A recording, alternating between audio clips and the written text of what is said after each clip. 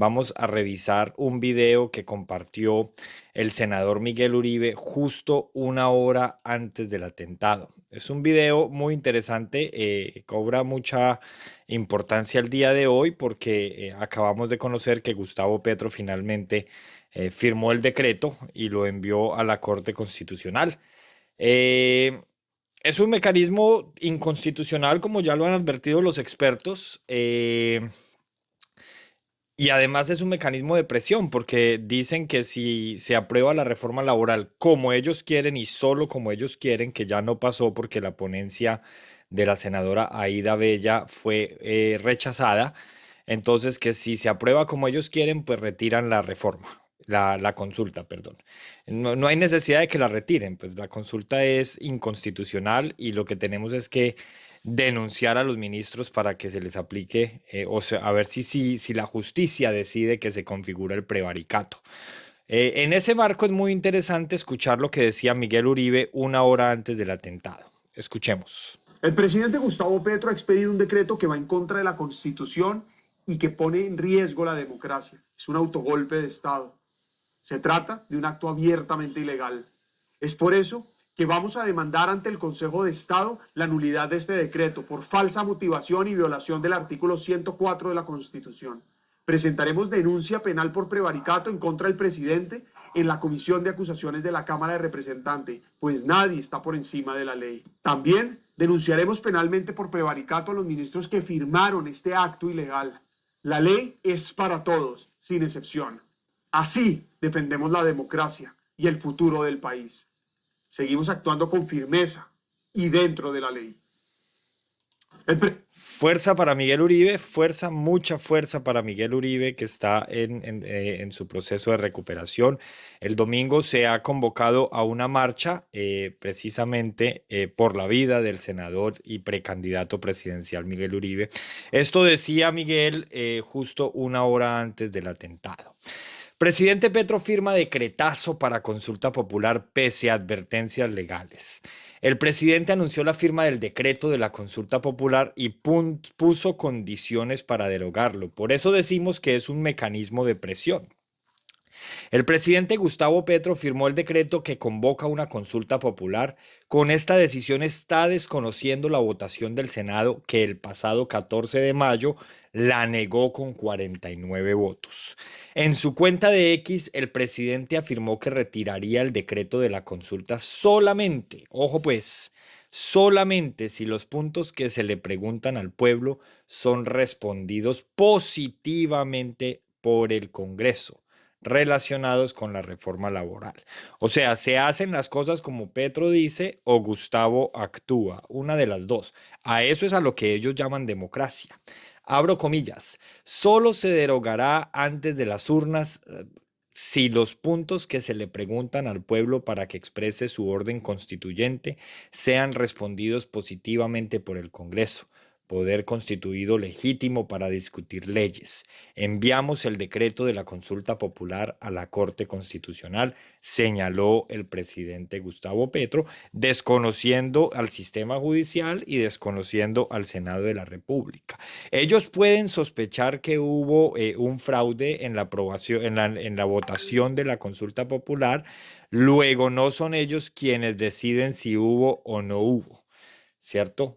Ellos simplemente pueden presumir, pueden hablar de una presunción y por lo tanto pueden radicar y pueden iniciar un proceso ante el judicial, pero ellos no pueden autoproclamarse jueces para determinar si hubo fraude o no. Pues imagínense si así fuera, pues entonces aquí los presidentes, porque pues hoy están ellos y mañana quién sabe quién estará, pues aquí se la pasarían así, desconociendo lo que se vote en el Senado y simplemente haciendo su voluntad. El ministro de Trabajo, Antonio Sanguino, respaldó la decisión presidencial y aseguró que el decreto cumple con todos los requisitos legales, otra vez como si fueran jueces. Al mismo tiempo, insistió en que el gobierno sigue abierto al diálogo con el Congreso y que se está trabajando en la conciliación, final del proyecto. No, no es diálogo cuando se quieren imponer unos puntos, eso no es diálogo. Diálogo es cuando se está presto a negociar. cuando de verdad se quiere conciliar, pero cuando yo llamo y yo digo, pues es que apruébenlo como yo lo mandé sin cambiarle una coma, porque si no, estas son las consecuencias. No, no, no, ahí no hay diálogo, no traten al pueblo colombiano como si fuera estúpido, porque pues aquí sabemos claramente quiénes son los que están cometiendo un ilícito. Abro comillas, lo que no se corresponda con la justicia laboral es una contrarreforma. Y una contrarreforma no es aceptable para el gobierno. Lo acabo de decir, o sea, es como ellos dicen y punto. El gobierno lo ha dicho, el propio presidente lo acaba de comunicar en su cuenta de X. Vaya fuente oficial la que escogieron para comunicar, en el sentido de que ese decreto de convocatoria a la consulta popular, que goza todos los requisitos legales, estará allí vigente mientras que simultáneamente en el Congreso discutimos y tramitamos la reforma laboral en su último debate y en la conciliación, agregó el ministro de Trabajo Antonio Sanguino. Es decir, el famoso decretazo para la consulta en estos momentos se puede tomar como una amenaza. Amenaza que está lista. O hacen lo que nosotros decimos o aquí va el decretazo.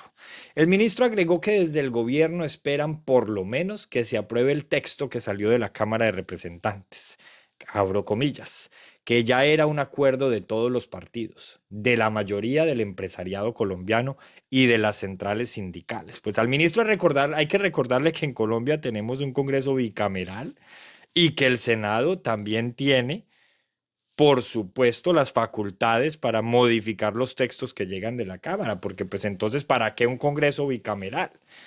El Senado no es notaría de la Cámara y la Cámara no es notaría del Senado, pero el Congreso no es notaría del Ejecutivo. Eso lo deben saber unos personajes que además han ocupado curules en el Congreso. Reacciones a decreto de consulta popular. Miren, uno de los primeros en reaccionar fue el expresidente Iván Duque, quien calificó la decisión de Petro, como una violación a la independencia de poderes y un riesgo para la democracia. Abro comillas, Gustavo Petro ha firmado un decreto que viola la independencia de poderes, pasando por encima de una decisión soberana del Senado de la República. La organización electoral tiene el deber de negarse a convocar la consulta ilegal y el Consejo de Estado debe hacer cumplir sus dictámenes. Esperamos que la Corte Constitucional no se preste para este acto arbitrario que pone en riesgo nuestra democracia. Colombia no es una dictadura y nadie puede pretender desde la Casa de Nariño imponer sus caprichos, escribió Duque en su cuenta de X. Esto, ustedes saben que aquí todo se originó con el concepto del exfiscal Eduardo Montealegre, el mismo exfiscal que a otrora era lapidado por los señores del petrismo. Recuerden cuando Gustavo Bolívar decía que cómo esperábamos ver capturas por el proceso de Salud Cop si el fiscal Montealegre era el que estaba al frente, que con un fiscal de esos, pues no íbamos a ver una sola captura porque el fiscal era el más corrupto de todos. Ahora vemos cómo algunos aplauden la llegada del fiscal Montealegre al Ministerio de Justicia. Recuerden que este es el programa de Hernán Opina. Sigan si quieren continuar viendo contenidos como este y si no, pues también pueden deslizar y ha sido un placer. 8 miembros, oigan bien, 8 miembros de la Comisión Asesora de Política Criminal renunciaron alegando un cambio en las circunstancias políticas. Entre los renunciantes hay reconocidos juristas cercanos a posturas de Gustavo Petro, que no es lo mismo, no es lo mismo decir que están renunciando juristas que siempre han sido enemigos de Gustavo Petro políticos a decir que están renunciando aquellos que son cercanos a él. A través de una misiva dirigida al nuevo ministro de Justicia, Eduardo Montealegre, 8 integrantes de la Comisión Asesora de Política Criminal anunciaron que no seguirán integrando esa instancia gubernamental. Abro comillas, ante las nuevas circunstancias políticas, cierro comillas, en referencia indirecta a la llegada del nuevo titular del despacho. Quienes decidieron dar un paso al costado de esa comisión son nada más y nada menos que destacados juristas, entre ellos algunos que hacen parte de la centroizquierda intelectual, quienes han coincidido en varios planteamientos con el presidente Gustavo Petro. Entre los integrantes que renunciaron se cuenta Rodrigo Uprimi, director de justicia y quien presidía la comisión, Mónica Cifuentes Osorio, otrora procuradora delegada ante la Jurisdicción Especial para la Paz, JEP, eso ya lo dice todo. Mauricio Pava, destacado abogado en varios casos que rodean al presidente Gustavo Petro. Gloria Patricia Lopera, Iván Orozco Abad, quien en tiempos de negociaciones de paz en La Habana trabajó para la oficina del Alto Comisionado de Paz. Miguel Larrota Oprime, María Victoria Llorente, directora ejecutiva de la Fundación Ideas para la Paz, y Luisa Fernanda Cano. Repito, estos 8 juristas renunciaron por la llegada del ministro, hoy ministro, antes fiscal Montealegre, a la cartera de justicia. Y pues obviamente todo esto está conectado con la consulta ilegal que acaban de decretar, conocida como el decretazo. En la misiva, los asesoros recuerdan que si bien su periodo de 2 años concluyó en febrero pasado, la ahora exministra Ángela María Buitrago les propuso continuar como integrantes de la comisión.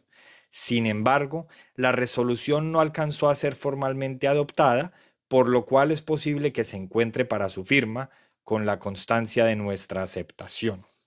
No obstante, insisten en que dadas las nuevas condiciones políticas, consideramos que no podemos seguir siendo parte de esta comisión asesora, por lo cual, por medio de la presente carta, estamos revocando nuestra aceptación.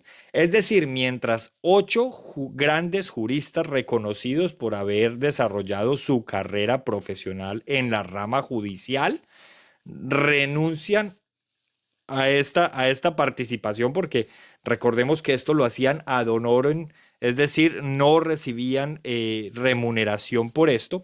Mientras estos 8 renuncian porque consideran el decretazo ilegal y altamente inconstitucional, tenemos del otro lado a unos señores que han vivido toda la vida del Estado saltando de cargo en cargo porque han sido elegidos popularmente. Nada más fácil que ser congresista, concejal, presidente o lo que sea. Lo único que se necesita son unos boticos y listo. Eso no los hacen ni juristas, ni magistrados, ni fiscales, ni nada de eso. Ellos dicen que el decreto es legal, pero los que de verdad deberían decir si es legal o no están renunciando porque lo consideran inconstitucional. Esto sí es coherencia. Por eso es una de las noticias del día, señores, porque aquí todo se conecta. Por todo ello, recordaron que el nuevo ministro queda en libertad para conformar la comisión que estime más idónea para asesorar al Estado en la política criminal. Nuestros mejores deseos en el desempeño de sus funciones.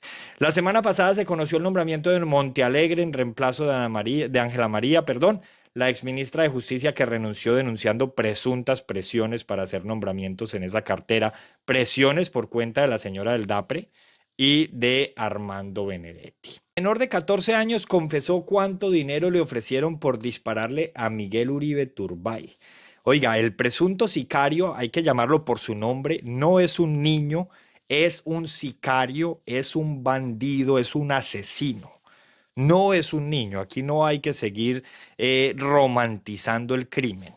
El presunto sicario, tenemos que seguir hablando de presunción todavía, especialmente cuando no aceptó cargos, ya habría comenzado a colaborar con la justicia y reveló la plata que le ofrecieron por dispararle al precandidato. Se siguen conociendo nuevos detalles del atentado que se perpetró en contra de Miguel Uribe Turbay cuando el precandidato se encontraba en un acto público en el barrio Modelia, en Bogotá. Recientemente se conoció cuánto le habrían pagado al sicario para cometer el crimen. Hasta el momento solo se ha logrado la captura de un menor de 14 años, señalado de ser quien presuntamente disparó el arma de fuego, una Glock calibre 9 milímetros. De hecho, hay varios videos que muestran cómo se acercó hasta la víctima, desenfundó la pistola, y la accionó en repetidas oportunidades. Pese a las pruebas que hay en su contra, el adolescente no aceptó los delitos de tentativa de homicidio agravado y porte ilegal de armas, cargos que le imputó la fiscalía. El joven tiene toda la disposición de colaborar y por ello estaría buscando un principio de oportunidad con las autoridades. De hecho, ya habría empezado a contar detalles de lo que hay detrás del atentado. Noticias Caracol reveló algunas de las cosas que el presunto sicario le dijo a los investigadores del caso. De acuerdo con el medio, el joven confesó que le ofrecieron 20 millones de pesos para que le disparara y matara al militante del Centro Democrático. Recuerden que esto es una subcontratación de la subcontratación. O sea, los señores del crimen organizado le ofrecieron 20 millones de pesos a este menor de edad para que fuera e hiciera lo que hizo. Al parecer este dinero se lo iban a entregar por medio de una transferencia. Lo llamativo es que se lo darían después de que cometiera el crimen. El medio mencionado también confirmó que el menor aprehendido tiene anotaciones judiciales por supuestamente estar involucrado en un homicidio y en otro hecho de hurto. O sea, no es ninguna perita en dulce, no es un niño. No, no, no. No es un niño. Si comete delitos y crímenes de adulto, pues no lo vamos a tratar como una criatura inocente, ni más faltaba.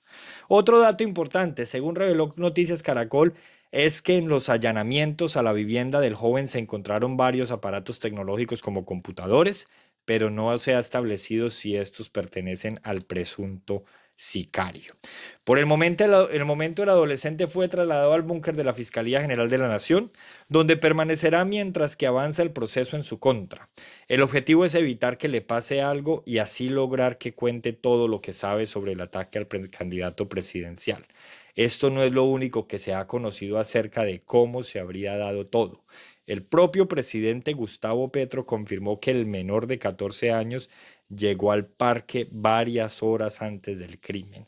Y Petro también confesó que este joven, este angelito, pertenecía, al programa que él fundó para darle 1 millón de pesos a los jóvenes para que no mataran. Y él también cobró alcanzó a cobrar 3 mensualidades de ese programa. Ahí pueden ver ustedes todo lo que vaticinamos y lo que advertimos en su momento, el tiempo nos va dando la razón. Abro comillas, sobre lo que pasó con el sicario ese día, sabemos por video que estuvo durante 4 horas rondando el parque. Llegó en moto, habló con gente en una camioneta, señaló Gustavo Petro. Además, ratificó que sí portaba un teléfono, algo que queda en evidencia en un video que se conoció en las últimas horas. Abro comillas. Efectivamente tenía un celular en el que pidió a alguien que le consignaran por Nequi 3.500 pesos. Es posible que pudiera entregar su celular antes del atentado, pero es hipótesis, dijo Gustavo Petro. Hasta el momento, este teléfono no aparece y no se sabe nada de su paradero, por lo que las autoridades lo están intentando localizar, ya que sería pieza clave dentro de la investigación para determinar a los autores intelectuales del atentado. Mientras que las autoridades continúan con las investigaciones, Uribe Turbay sigue internado en la Clínica Santa Fe luchando por su vida. Y mientras eso, los señores del gobierno han celebrado con un concierto unas horas después del atentado y hoy con una marcha en la ciudad de Cali y con un decretazo inconstitucional. Mientras unos lloran, otros celebran. Los que celebran representan al Estado, por desgracia, en este Ejecutivo. Los senadores alarman por amenazas del presidente Petro y piden medidas cautelares a la CIDH. Miembros de la Comisión Séptima del Senado pidieron medidas cautelares a la Comisión Interamericana de Derechos Humanos.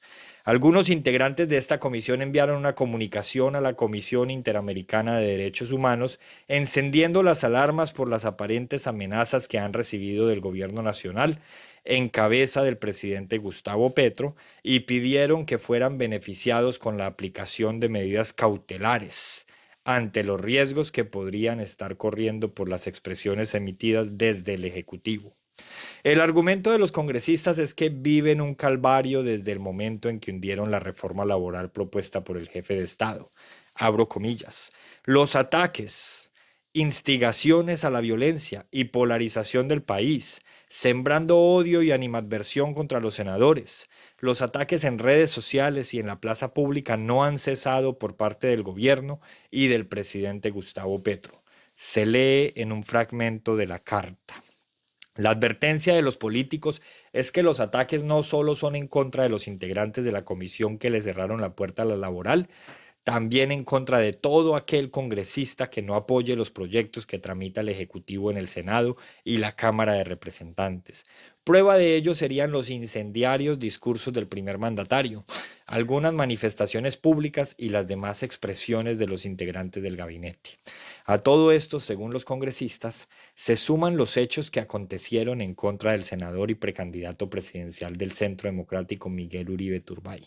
A tan grave situación de violencia ha llevado e incitado el presidente en el país, que el pasado 7 de junio atentaron contra la vida del senador en plaza pública, mientras dirigía un discurso a la ciudadanía en su rol de precandidato presidencial.